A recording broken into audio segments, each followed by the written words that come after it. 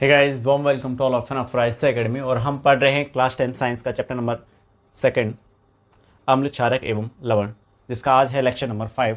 पिछले लेक्चर में हमने व्यंजक चूड़ तक पढ़ लिया था। इसमें स्टार्ट करने वाले हैं हम बेकिंग सोडा।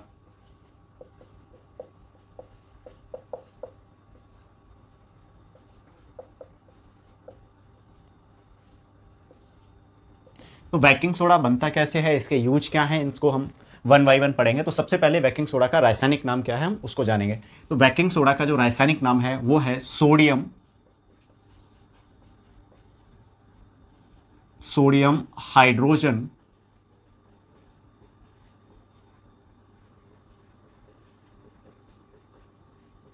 कार्बोनेट। ठीक, सोडियम हाइड्रोजन कार्बोनेट नाम है। और इसका जो फॉर्मूला आपका बनेगा वो होता है NaHCO3। तो बेकिंग सोडा का जो फॉर्मूला है वो NaHCO3 है।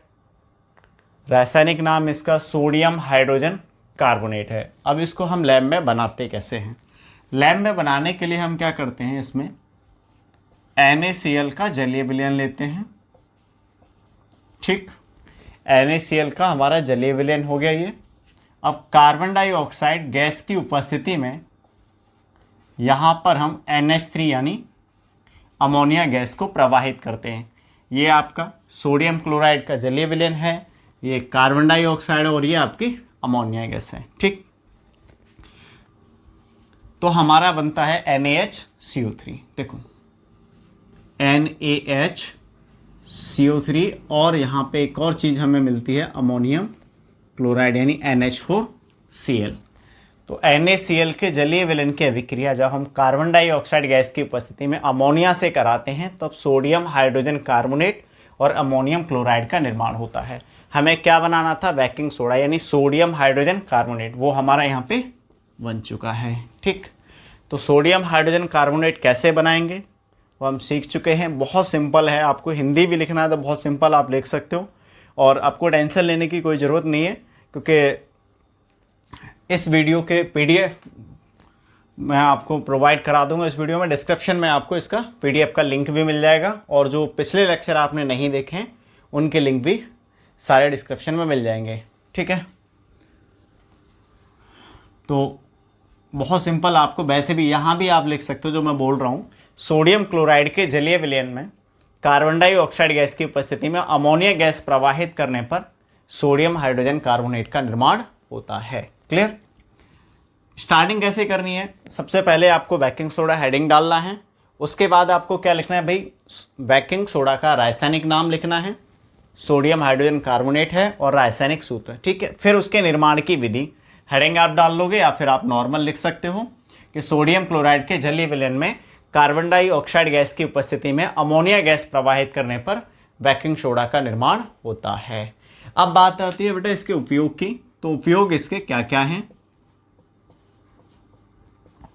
ठीक, देखो इसका जो उपयोग है हमारे रसोई घर में किया जाता है और ये लगभग सबके घरों में बेकिंग सोडा होता है बेकिंग पाउडर के रूप में। ठीक, तो भाई सबने खाई होंगी खस्ता कचौड़ी, है ना।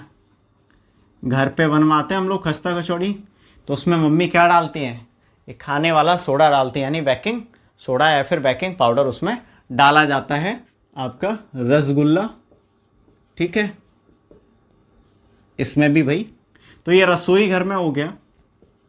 कुल मिला के रसोई घर में आप इसका यूज करते हो, पहला आप ये लिख सकते हो उपयोग। ठीक है, हमारे रसोई घर में। और इनको एग्जाम्पल और भी बहुत सारी चीज़ें हैं जिनमें इसको डाला जाता है, आप एग्जाम्पल के रूप में ले सकते हो। एक और हम पीछे पढ़ चुके हैं एग्जाम्पल इसका, यूज हमारा आया था उसमें मधुमक्खी जब मधुमक्खी काट लेती है तब तो हमने उसका यूज किया था, क्षार का। साबुन वगैरह अगर लगा लें तब भी, या फिर ये भी लगा लें हम रगड़े तब भी, क्योंकि ये क्षार का काम करता है। मधुमक्खी उसमें क्या होता है, अम्ल होता है। अच्छा, एक और चीज़ है इसमें एंटासिड। एंटासिड मतलब ये क्षार है। जब पेट में गैस एसिडिटी की समस्या होती है तो हम एंटासिड के रूप में इसको लेते हैं, क्योंकि ये क्या है, एक दुर्बल क्षार है। ठीक, ये हमारे घरों में होता है, जब भी गैस बनती है तो हमें दे दिया जाता है। ठीक, दवाई की अनुपस्थिति में, तो जिससे हमें आराम मिल जाता है। तो एंटासिड के रूप में भी हम किसका प्रयोग करते हैं, बेकिंग सोडा का प्रयोग करते हैं। थर्ड नंबर पे अगर हम इसके उपयोग की बात करें तो अग्निशामक, अग्निशामक मतलब अग्नि की शामत आ जाती है, यानी आग बुझाने वाला यंत्र, ठीक है। अग्निशामक सोडा अम्ल में भी इसका प्रयोग किया जाता है। अब आग बुझाने वाले यंत्र में इसका प्रयोग कैसे किया जाता है, देखो आग बुझाने वाला जो सिलेंडर होता है वो आपका इस शेप में होता है, सिलेंडर टाइप का। देखो इसमें ऊपर का जो है वो तो होता ही है, इसमें ये मान लो आग निकलने वाला है यहाँ से गैस, इसमें ये भरा होता है, ठीक है। इसमें एक बोतल होती है, ठीक, जिसमें अम्ल भरा होता है, HCl भी हो सकता है, इसमें H2SO4 भी हो सकता है आपका, ठीक। बाकी इसमें जो भरा है वो क्या भरा होता है आपका, NaHCO3 इसमें भरा होता है पूरे सिलेंडर में, और इसमें एक बोतल होती है। कुछ ऐसे होते हैं अग्निशामक यंत्र जिनको आप ज़मीन में मारोगे इधर से तो बोतल टूट जाती है, और इससे अंदर का जो अम्ल है वो इसमें रिएक्ट करता है इससे, और कार्बन डाइऑक्साइड का निर्माण करता है, क्योंकि आग कौन सी गैस बुझाती है, कार्बन डाइऑक्साइड गैस। क्लियर। इसके बाद आ जाओ फोर्थ, ठीक, बेकिंग पाउडर बनाने में। क्या, बेकिंग पाउडर।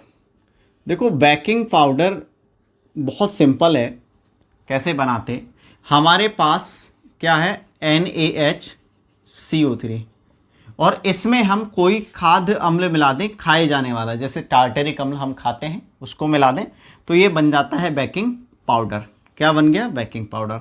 अब देखो ये काम कैसे करता है, जब हम इसको गर्म करते हैं, जब ये बेकिंग पाउडर किसी चीज़ में मिलाया जाता है तो उसके साथ गर्म होता है, ठीक। जब गर्म करते हैं तो ये किस किस में टूट जाता है, बेकिंग पाउडर जब आप गर्म करोगे तो आपका यहाँ पे एक तो बनेगा कार्बन डाइऑक्साइड, ठीक। क्या बनेगा, कार्बन डाइऑक्साइड आपका यहाँ पे आपको मिलेगा, एक मिलेगा आपका जल। अच्छा, आप कहोगे सर यहाँ पे Na था, तो देखो Na जो अभिक्रिया करेगा इस अम्ल के साथ करेगा, तो हम यहाँ पे लिख सकते हैं सोडियम का लवण यहाँ पे मिलेगा, या अम्ल का सोडियम लवण हम यहाँ पे लिख सकते हैं। जो अम्ल है यहाँ पे दे रखा था उसका क्या मिलेगा, सोडियम लवण हमें मिलेगा। क्लियर। तो NaHCO3 के साथ अगर हम खाद्य अम्ल मिला दें, कोई खाए जाने वाला अम्ल, तो अपना बन जाता है बेकिंग पाउडर, ठीक है। और बेकिंग पाउडर को जब आप गर्म करोगे तो कार्बन डाइऑक्साइड मिलता है अपने को, जल वाष्प अवस्था में मिलता है। देखो अब जो पाव रोटी होती है, केक वगैरह, जो भी स्पंजी चीज़ें होती हैं वो इसी के कारण होती हैं। जब हम बेकिंग पाउडर मिलाते हैं, उसको गर्म करते हैं, या फिर वो अभिक्रिया थोड़ा सा भी टेम्परेचर ऑफ होता है तो कार्बन डाइऑक्साइड का निर्माण होता है और वो चीज़ स्पंजी हो जाती है, ठीक। तो इस प्रकार हमने बेकिंग सोडा पढ़ा। बेकिंग सोडा का निर्माण कैसे होता है, उसके उपयोग क्या हैं, ने 4 उपयोग पढ़े, उसके निर्माण की विधि और रिएक्शन। इसके बाद हमारा आता है वॉशिंग सोडा, ठीक। वॉशिंग सोडा मतलब धोने वाला सोडा। अब धोने वाले सोडे से चीज़ें हम कैसे साफ़ करते हैं ये तो अब सब आप जानते ही हो। अब उसका निर्माण कैसे होता है इसको और हम समझ लेते हैं, ठीक।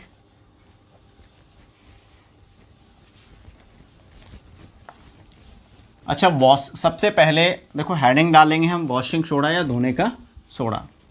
उसके बाद उसका रासायनिक नाम लिखेंगे कि धोने के सोडे का रासायनिक नाम क्या है। तो हेडिंग डाल लेते हैं हम वॉशिंग सोडा। अब इसका जो रासायनिक नाम है वो है सोडियम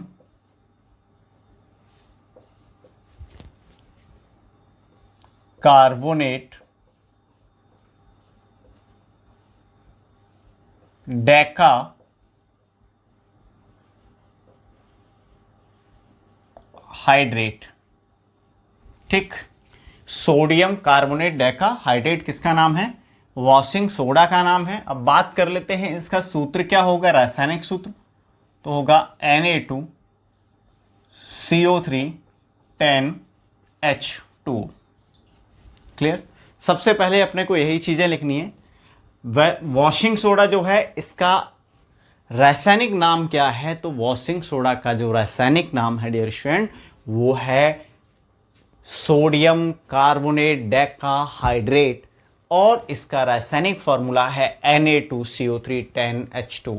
ठीक है, गलती आपको नहीं करनी है, Na2CO3 10H2O। क्लियर। अब इसका निर्माण कैसे होता है, यानी इसके निर्माण की विधि। तो इसके लिए सबसे पहले हम क्या करते हैं, सोडियम हाइड्रोजन कार्बोनेट को गर्म करते हैं। ओके, जब सोडियम हाइड्रोजन कार्बोनेट को गर्म किया जाता है तो Na2CO3 कार्बन डाइऑक्साइड और हमें जल मिलता है। ठीक, इसको बैलेंस करने के लिए यहाँ पे 2 का मल्टीप्लाई कर देते हैं, बाकी रिएक्शन पूरी बैलेंस है। अब जो इस रिएक्शन में हमें मिला सोडियम कार्बोनेट, अब इसका हम करते हैं डियर स्टूडेंट क्रिस्टलीकरण, यानी इसकी जल के साथ अभिक्रिया करते हैं। किसके साथ अभिक्रिया करते हैं, जल के साथ इसकी अभिक्रिया करते हैं। ठीक, क्रिस्टलीकरण हम इसका करेंगे। जब इसकी हम जल के साथ अभिक्रिया करेंगे तो हमें मिलेगा Na2CO3 10H2O, sodium carbonate decahydrate, यही है वॉशिंग सोडा का आपका फॉर्मूला। क्लियर। तो सोडियम कार्बोनेट डेकाहाइड्रेट। अब यहाँ पे देखो हमने वॉशिंग सोडा पढ़ा, इसका रासायनिक नाम, इसके निर्माण की विधि। अब हम बात कर लेते हैं इसके उपयोग किस किस चीज में होते हैं। अगर हम इसके उपयोग की बात करें, ठीक, तो पहला उपयोग जो इसका है, देखो आगे पीछे कर सकते हैं, इसमें कोई पहला दूसरा नहीं है, बाकी सारी चीज़ें आपको नोट्स में मिल जाएंगी पूरी। बहुत अच्छी तरह से हमने नोट्स, कलर नोट्स हैं PDF में आपके, ठीक है, वो आपको मिल जाएंगे। बस आपको डिस्क्रिप्शन में जाना है और वहाँ पे देख लेना है। ठीक, अब नेक्स्ट जो हमारा स्टेप है वो उपयोग है। उपयोग में आप ले सकते हो देखो साबुन बनाने में, क्योंकि ये धोने का सोडा है, वॉशिंग सोडा है, तो इसका उपयोग हम किस में करेंगे, साबुन बनाने में तो करेंगे ही करेंगे ना। अब साबुन बनाने में ले लो कांच और कपड़ा उद्योग, यहाँ पे लिख सकते हो। तो यहाँ पे मैं लिख लेता हूँ कांच, साबुन और कपड़ा उद्योग, मैं इसका पहला उपयोग हमने लिख लिया। सेकंड, घरों की साफ सफाई में भी इसका उपयोग किया जाता है, तो सेकंड हम यही ले लेते हैं, घरों की साफ सफाई में। ओके भाई, पोंछा वोछा लगाते हैं ना, पूरा घर की साफ सफाई करते हैं किसी चीज़ों की, तो उसमें भी इसका उपयोग करते हैं। नेक्स्ट हम ले लेते हैं बोरेक्स जो होता है ना, Na2B4O7, तो बोरेक्स जैसे सोडियम यौगिक बनाने में भी इसका प्रयोग, बोरेक्स जैसे सोडियम यौगिक बनाने में, समझ आई बात, इसका प्रयोग किस में किया जा रहा है, बोरेक्स जैसे सोडियम यौगिक बनाने में भी किया जाता है। लास्ट में सबसे इंपॉर्टेंट लिखूंगा, कई बार आपका एग्जाम में ये वाला उपयोग पूछा गया है। ठीक, जल की स्थायी कठोरता दूर करने में, जल की स्थायी कठोरता दूर करने में भाई किसका उपयोग किया जाता है, वॉशिंग सोडा का उपयोग किया जाता है। आई थिंक आपको चीज़ें क्लियर हो चुकी होंगी, तो अपन चलते हैं नेक्स्ट टॉपिक पर। ठीक है, अब नेक्स्ट टॉपिक अपना क्या है, जैसे यहाँ पर हमने क्रिस्टलीकरण किया था, जल के अणु इसमें मिलाए थे, तो वही हमारा टॉपिक यहाँ पे होने वाला है। कोई लवण है और उसके क्रिस्टल क्या शुष्क होते हैं या नहीं, ये चीज़ अपने को पता करनी है। तो इसके लिए हम कॉपर सल्फेट ले लेते हैं। कॉपर सल्फेट मतलब कॉपर सल्फेट के क्रिस्टल हमने ले लिए मान लो।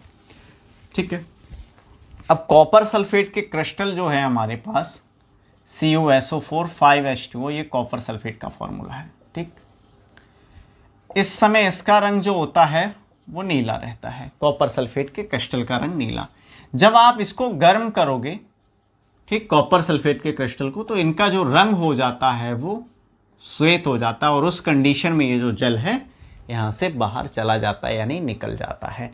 और जब फिर आप जल मिलाते हो इसमें तो फिर नीला हो जाता है। इसका मतलब ये है यानी लवण के जो क्रिस्टल हमें शुष्क दिखाई दे रहे होते हैं वो शुष्क होते नहीं हैं, उनमें जल की मात्रा होती है। वो हमें पता चलती है गर्म करने पर। जब उनको हम गर्म करते हैं तो क्या होता है, उनका कलर बदल जाता है। कुछ ना कुछ उनमें ऐसे चेंज होते हैं जिससे अपने को पता चल जाता है कि इसमें जल की मात्रा थी।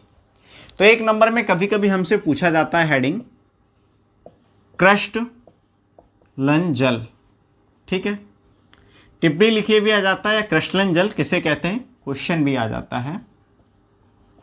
तो क्रिस्टलन जल क्या है बेटा, ये अपने को समझना है। तो क्रिस्टलन जल क्या है, लवण के, ठीक है, लवण के एक सूत्र इकाई में जल के निश्चित अणुओं की संख्या को ही हम क्या कहते हैं, क्रिस्टलन जल।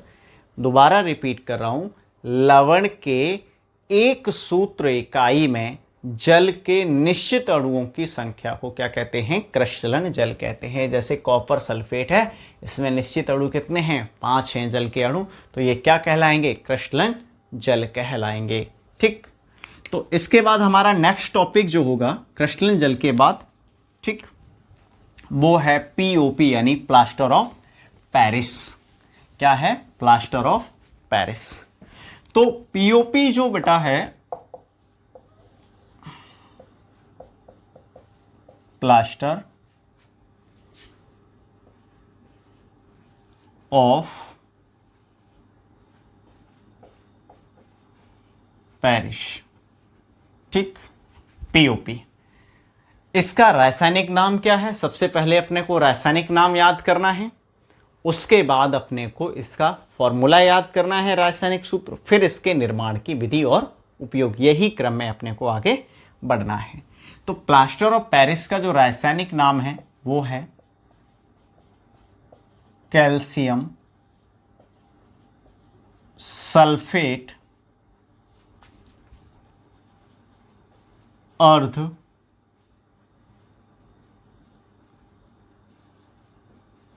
हाइड्रेट। कैल्शियम सल्फेट अर्ध हाइड्रेट, अर्ध हाइड्रेट मतलब आधा जल है। देखो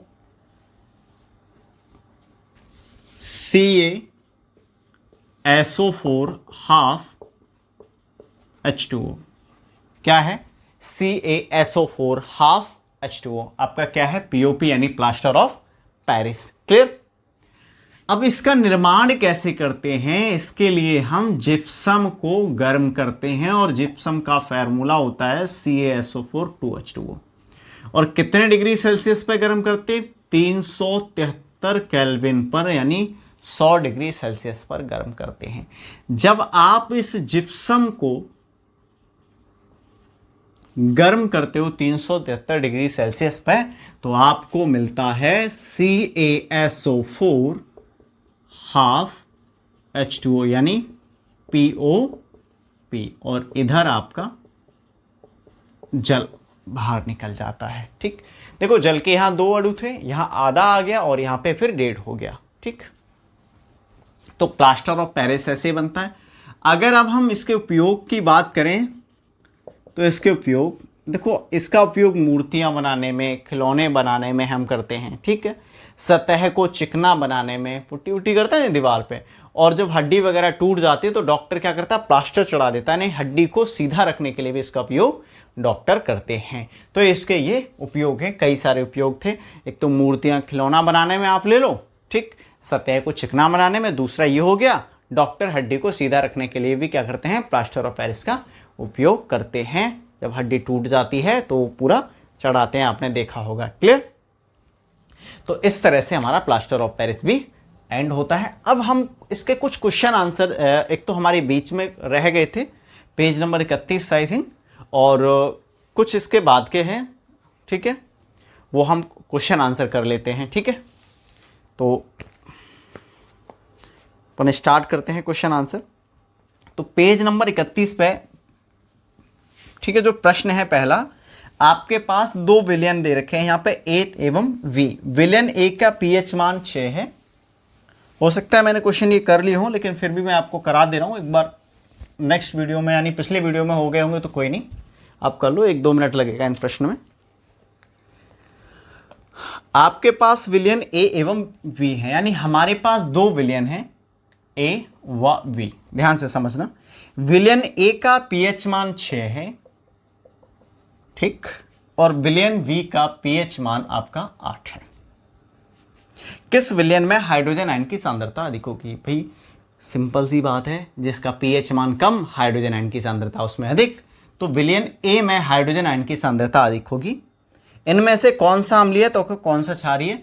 ए आपका अम्लीय रहेगा, क्योंकि भाई 7 से कम है, और ये अपना क्षारीय है। क्लियर? ये क्षारीय और ये आपका अम्लीय, और H पॉजिटिव आयन यानी हाइड्रोजन आयन की सांद्रता इसमें अधिक होगी। H पॉजिटिव आयन की सांद्रता का विलयन की प्रकृति पर क्या प्रभाव पड़ता है? देखो सिंपल सी बात है, जिस विलयन में H पॉजिटिव आयन की सांद्रता अधिक होगी वो अधिक अम्लीय होगा, यानी वो प्रबल अम्ल होगा, और जिसमें H पॉजिटिव आयन की सांद्रता कम होगी वो दुर्बल अम्लीय होगा, और उसमें क्षारीयता का गुण ज़्यादा होगा। क्लियर? क्या क्षारीय विलयन में H पॉजिटिव आयन होते हैं? देखो इसके लिए एक पीएच स्केल की बात कर लें। क्षारीय विलयन में H पॉजिटिव आयन होते हैं या नहीं? तो H पॉजिटिव आयन, इसको हम इस तरह से शो करते हैं। अब मान लो यहाँ आपका 7 है पीएच मान। अब आप देख रहे हो ये जो ऊपर वाला जो पार्ट है वो H पॉजिटिव को बता रहा है, और इधर 7 से 14 तक क्या है? क्षारीय। तो क्षारीय विलयन में सिंपल सा दिख रहा है अपने को, भाई है H पॉजिटिव आयन, लेकिन उनकी मात्रा बहुत कम होती है, इसलिए वो अपना प्रभाव नहीं दिखा पाते हैं। क्लियर? कोई किसान खेत की मृदा की किस परिस्थिति में बिना बुझा हुआ चूना, कैल्शियम ऑक्साइड, ठीक है, और चौक वगैरह का उपयोग करता है? ठीक है, तो भाई चूना पत्थर चौक का उपयोग कब करता है किसान खेत में? भैया जब चूना पत्थर ये सब कैल्शियम ऑक्साइड ये सब क्या है? क्षार है, और इन क्षार का उपयोग खेत में कब करेगा? भाई जब खेत की मिट्टी कैसी हो जाएगी? अम्लीय हो जाएगी ना, अम्लीय वर्षा के कारण। सिंपल है, आप क्या बोलोगे? भाई खेत की मिट्टी जब अम्लीय हो जाती है तब उसका उपयोग करता है। बाकी क्वेश्चन आंसर आपके सारे नोट्स में मिल ही जाएंगे, चिंता की कोई बात नहीं है बस। ठीक है, अब पेज नंबर 36 पे आ जाते हैं हम। पेज नंबर 36 पे प्रश्न है पहला, CaO Cl2 यौगिक का प्रचलित नाम। भैया इससे पहली वाली वीडियो में पढ़ाया, क्या है इसका प्रचलित नाम? विरंजक चूर्ण है, और रासायनिक नाम क्या है? Calcium oxychloride. क्लियर? उस पदार्थ का नाम बताइए जो क्लोरीन से क्रिया के व्यंजक चूर्ण देता है। भैया बिल्कुल देखो सेम इसी का क्वेश्चन आ गया। अब क्लोरीन से क्रिया करके व्यंजक चूर्ण कौन दे रहा था? किसकी कराई थी हमने क्लोरीन से क्रिया? CaOH का होल ट्वाइस की। बना क्या? CaO Cl2 और आपका जल। तो भैया कौन सा पदार्थ है? सेकंड क्वेश्चन की अगर बात करें तो कैल्शियम हाइड्रोक्साइड है। सिंपल। कठोर जल को मृदु करने के लिए किस सोडियम यौगिक का उपयोग किया जाता है? भैया अभी तो पढ़ा हमने, सोडियम कार्बोनेट। ठीक है, 10H2O तो वॉशिंग सोडा उसके साथ मिला हुआ है, जल में मिलाओगे तो आप वो हो ही जाएगा, जल तो है ही है पहले से ही उसमें, तो आप सोडियम कार्बोनेट भी सीधे सीधा बोल सकते हो। कठोर जल को मृदु करने के लिए किसका प्रयोग करते हैं? सोडियम कार्बोनेट, या आप लिख सकते हो धोने का सोडा, या वॉशिंग सोडा भी लिख सकते हो आप। ठीक है, सोडियम हाइड्रोजन कार्बोनेट के विलयन को गर्म करने पर क्या होता है? भैया अभी तो पढ़ा हमने जस्ट, सोडियम हाइड्रोजन कार्बोनेट के विलयन को गर्म किया तो हमें सोडियम कार्बोनेट मिला, जल और कार्बन डाइऑक्साइड मिला। प्रश्न कौन सा है ये? प्रश्न नंबर 4 है।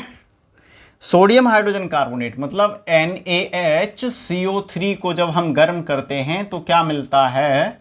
अपने को मिलता है बेटा Na2CO3, यानी सोडियम कार्बोनेट, कार्बन डाइऑक्साइड और जल मिलता है। समझ गए? जब आप सोडियम हाइड्रोजन कार्बोनेट को गर्म करोगे तो सोडियम कार्बोनेट, कार्बन डाइऑक्साइड और जल मिलेगा। सिंपल सी बात है। ठीक, कर चुके हैं, बार बार वही क्वेश्चन आ रहे हैं भाई।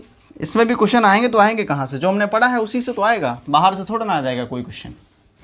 सारे टॉपिक हमने कवर कर ही लिए हैं, तो जो भी क्वेश्चन आंसर रहेंगे देखो इसी का।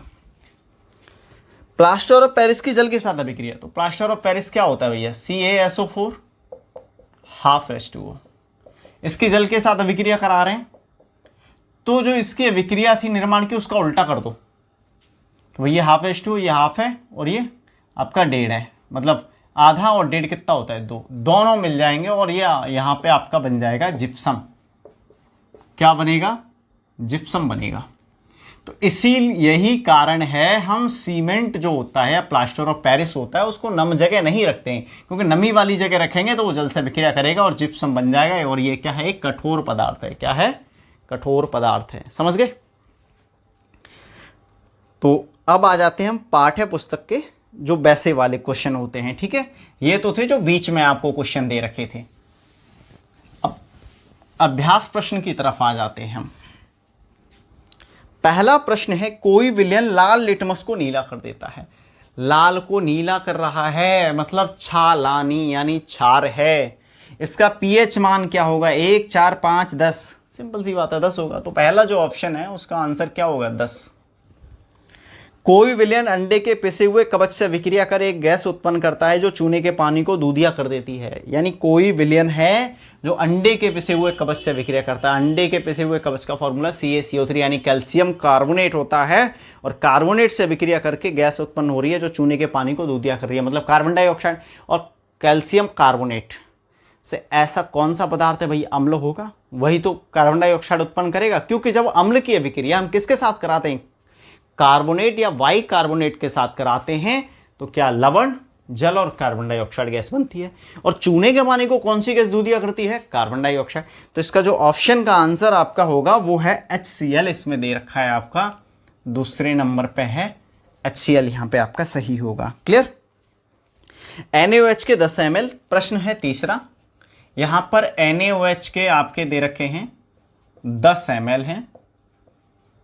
ठीक, HCl के हैं 8 ml। ये एक दूसरे को क्या कह रहा है? डिस्ट्रॉय कर रहे हैं, पूर्णतः उदासीन कर रहे हैं। तो NaOH के 20 ml को उदासीन करने के लिए HCl के कितने चाहिए? हाँ, कितने चाहिए भैया? जब 10 को 8 कर रहे हैं तो यहाँ पे 16 को 20 करेंगे। सिंपल सी बात है, 16 ml चाहिए। वही आंसर होगा अपना 16 ml। अपच का उपचार करने के लिए निम्न में से किस औषधि का उपयोग? भैया वैसे ही याद है आपको, एंटासिड का उपयोग करते हैं। किसका? एंटासिड। निम्न विक्रियाओं के पहले शब्द समीकरण लिखिए तथा उसके बाद संतुलित समीकरण लिखिए। देखो बहुत सिंपल है ये चीज, हम फर्स्ट चैप्टर में भी कर सकें। तन सल्फ्यूरिक अम्ल प्लस अम्ल की विक्रिया दानेदार जिंक के साथ करता है।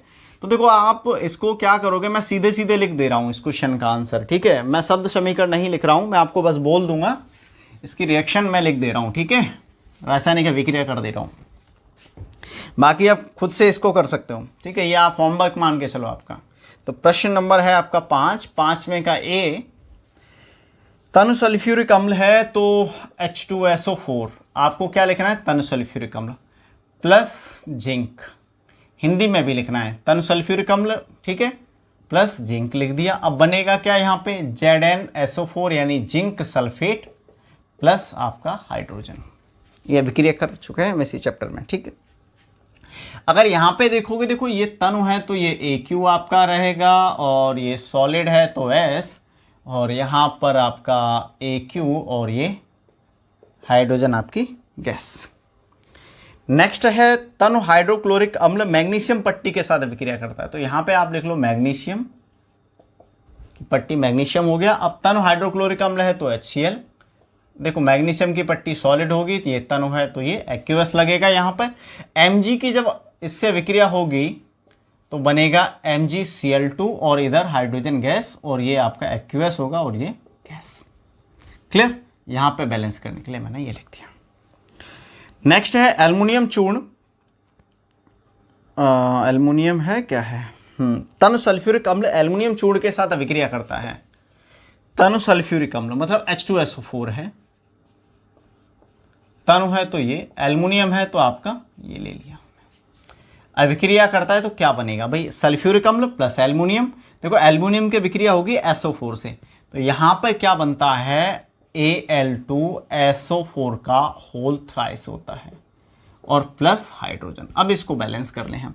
Al के यहाँ पे 2 हैं, यहाँ 2, SO4 के 3 हैं, 3। ठीक, अब यहाँ पे 3 इसके, ये आपकी गैस है और ये जो होगा वो एक्यूएस होगा, ये आपका सॉलिड और ये एक्वस। अब इसको शब्द समीकरण में लिखना है तो सल्फ्यूरिक अम्ल, aluminium, aluminium sulphate, hydrogen. Simple है भाई। अब आ जाओ फोर्थ में कह रहे तन हाइड्रोक्लोरिक अम्ल लोहे की रेतन के साथ अभिक्रिया करता है। तो तन हाइड्रोक्लोरिक अम्ल आप लिख लो भाई HCl। हिंदी में लिखना है तो हिंदी में सब समीकरण में आप ऐसे लिख सकते हो। इसके बाद लोहे की रेतन लिख सकते हो या फिर आप सीधे आयरन लिख सकते हो। लोहे की रेतन मतलब Fe, ठीक। Fe जब इससे अभिक्रिया करेगा तो क्या बनेगा, इस रिएक्शन को भी हम किए FeCl2 और हाइड्रोजन गैस। बैलेंस करने के लिए हम क्या करेंगे, यहाँ पे 2 का मल्टीप्लाई कर देंगे। ये आपका सॉलिड और ये एक्वस और ये आपकी गैस। क्लियर। अब हमारा आता है प्रश्न नंबर 6। अल्कोहल एवं ग्लूकोज जैसे यौगिकों में भी हाइड्रोजन होते हैं। अच्छी बात है, हाँ ठीक है, लेकिन इनका वर्गीकरण अम्ल की तरह नहीं होता। एक क्रियाकलाप द्वारा सिद्ध कीजिए। देखो एक क्रियाकलाप हम इसके लिए लेते हैं, बहुत सिंपल क्रियाकलाप है। प्रश्न नंबर 6, इसके लिए हम एक बीकर लेते हैं, ठीक। इसमें एक रबड़ का डार्ट हम यहाँ पे लगा लिए, इसमें 2 पिन लगा देते हैं, ठीक है। एक पिन ये है, एक पिन ये, 2 पिन हमने लगा दिए। एक हम इसमें बैटरी ले लेते हैं, बैटरी के जो प्लस वाले का यहाँ पे कनेक्शन कर दिया और एक हम यहाँ पे ये बल्ब ले लिए, ठीक। इसका माइनस का जो है हमने इससे कनेक्शन कर दिया। अब ये प्लस, ये एक तार हम ऐसे ले जाते हैं और यहाँ लगा दिए। यहाँ पे हम कुंजी ले लेते हैं ऑन ऑफ करने के लिए, मतलब स्विच है आपका, ठीक। अभी हमने इसको ऑन नहीं किया है, मतलब कुंजी हमारी खुली हुई है, बंद नहीं किया है। बंद करेंगे तभी धारा बहेगी, ठीक। अच्छा, बंद करेंगे तभी धारा बहेगी का मतलब ये होता है, देखो कुंजी इस टाइप का आपका होता है। अब यहाँ पे तार ये खुला हुआ है, जब आप तक आप इसको जोड़ोगे नहीं तब तक धारा इसमें आगे नहीं जाएगी, ठीक है। अब आपको करना क्या है, देखो इसमें हमारे पास अल्कोहल और ग्लूकोज की पहचान करनी है, क्या ये अम्लीय अभिलक्षण प्रदर्शित करते हैं या नहीं। तो इसके लिए मान लो हम सबसे पहले डाल लेते हैं, अल्कोहल डालोगे तो C2H5OH है अल्कोहल का फॉर्मूला, ठीक। अब आपने इसको इसमें डाला, बिलियन पूरा भर दिया। अगर डालने के बाद फिर आपने स्विच को ऑन किया, मतलब कुंजी को आपने बंद किया, तो बल्ब जल रहा है तो अम्ल है। हालांकि जब हम अल्कोहल को डालते हैं बल्ब जलता ही नहीं है, तो इसका मतलब यह है अल्कोहल अम्लीय अभिलक्षण प्रदर्शित नहीं करता। अब अल्कोहल को इसमें डालते, अल्कोहल के जलीय विलयन को, और ये बल्ब जलने लगता तो करता, क्योंकि वैसे हमारे को इसमें दिख रहा है कि H है, लेकिन जब जल में हम इसको डालते तो H पॉजिटिव आयन मुक्त नहीं होते हैं, इसीलिए बल्ब नहीं जलता है। इसका मतलब अल्कोहल जो है अम्लीय अभिलक्षण प्रदर्शित नहीं करता। सेम प्रोसेस ग्लूकोज के साथ दोहराते हैं तब भी बल्ब नहीं जलता है, तो इसका मतलब ग्लूकोज भी क्या है, अम्लीय अभिलक्षण प्रदर्शित नहीं करता। फिर अम्लों के साथ देख लेते हैं, HCl के साथ दोहराया, बल्ब जलता है, इसका मतलब H पॉजिटिव आयन इसमें है। HNO3 के साथ हमने दोहराया ऐसी प्रयोग को, तो उसमें भी बल्ब जल रहा है, ठीक है। तो इस तरह से हम लिख सकते हैं। बाकी नोट्स में इसको अच्छे से हमने लिख रखा है, आपको एग्जाम में कैसे लिखना है, ठीक है। आपको डिस्क्रिप्शन बॉक्स में लिंक दिया गया है, और उम्मीद करता हूँ अब तक तो आपने नोट्स देख भी लिए होंगे, है ना, क्योंकि सबसे पहले नोट्स ही देखते हैं हम लोग, हैं, ठीक। कोई नहीं, टॉपिक पहले देखिए। अब अगला प्रश्न है हमारा 7वां, आश्रित जल विद्युत का चालक क्यों नहीं करता। भैया आश्रित जल में क्या होता है, pH मान इसका 7 होता है, और इसमें ना तो H पॉजिटिव आयन बचते हैं और ना ही OH, क्योंकि दोनों ही आपस में एक दूसरे को डिस्ट्रॉय कर देते हैं, ठीक है। इसलिए ये क्या करता है, विद्युत का चालन नहीं करता है। जल की अनुपस्थिति में अम्ल का व्यवहार अम्लीय क्यों नहीं होता। भैया अगर जल अनुपस्थित होगा तो अम्ल का व्यवहार अम्लीय कैसे होगा, क्योंकि जब तक H पॉजिटिव आयन मुक्त नहीं होंगे अम्ल अम्लीय व्यवहार नहीं प्रदर्शित करेगा। क्लियर, ठीक। प्रश्न नंबर है 9, हमें विलयन दे रखे हैं ABCDE। प्रश्न नंबर 9 ABCDE। ए की pH वैल्यू 4, 1 और 11, 7, 9, ठीक है। अब इसमें पूछा गया कौन सा विलयन उदासीन है, तो ये पहले का आंसर ये है, ठीक। ए का आंसर आपका ये डी। प्रबल क्षारीय, 7 से ऊपर क्षारीय होता है, सबसे ज़्यादा मान ये है, बी का आंसर ये। प्रबल अम्लीय सबसे कम, पीएच मान जिसका होगा वो प्रबल अम्लीय होगा, मतलब सी का आंसर आपका बी वाला है, बी विलियन है। दुर्बल अम्लीय मतलब डी, तो डी आपका रहेगा ए। अब लास्ट बचा दुर्बल क्षारीय, वो आपका ई है और इस ऑप्शन है। पीएच के मानों को हाइड्रोजन आयन की सांद्रता के आरोही क्रम में लिखिए। तो भैया पीएच के आयन मान को हमें हाइड्रोजन आयन की आरोही मतलब हाइड्रोजन आयन का बढ़ता हुआ क्रम, तो सबसे ज़्यादा हाइड्रोजन आयन किस में है, बी में। तो एक काम हम करते हैं, सबसे पहले लिखेंगे सी को क्योंकि सबसे कम इसमें है, फिर उसके बाद है ई में, ठीक, ज़्यादा, फिर उसके बाद आपके ज़्यादा है डी में, फिर उसके बाद ज़्यादा है ए में और सबसे ज़्यादा है बी में, क्योंकि जिसका पीएच मान कम होता है हाइड्रोजन आयन उसमें सबसे ज़्यादा होते हैं। अब प्रश्न नंबर 10वां है, पर्कनली एवं वी समान लंबाई की मैग्नीशियम पट्टी ली है हमने प्रश्न 10 में, ए एवं वी, ठीक है, समान लंबाई की मैग्नीशियम पट्टियां हैं। पर्कनली ए में हाइड्रोक्लोरिक अम्ल है और इसमें कोई दूसरा है, इसमें है HCl और इसमें है CH3 COOH, इसमें दुर्बल अम्ल है। तो क्या पूछ रहा है कि दोनों अम्लों की मात्रा तथा सांद्रता समान है, ठीक है, किस पर्कनली में अधिक तेज बुद्ध, भैया HCl इसमें होगी क्योंकि ये प्रबल अम्ल है और ये दुर्बल है, तो सबसे अधिक तेजी से विक्रिया ये करेगा, इसमें होगी। क्लियर।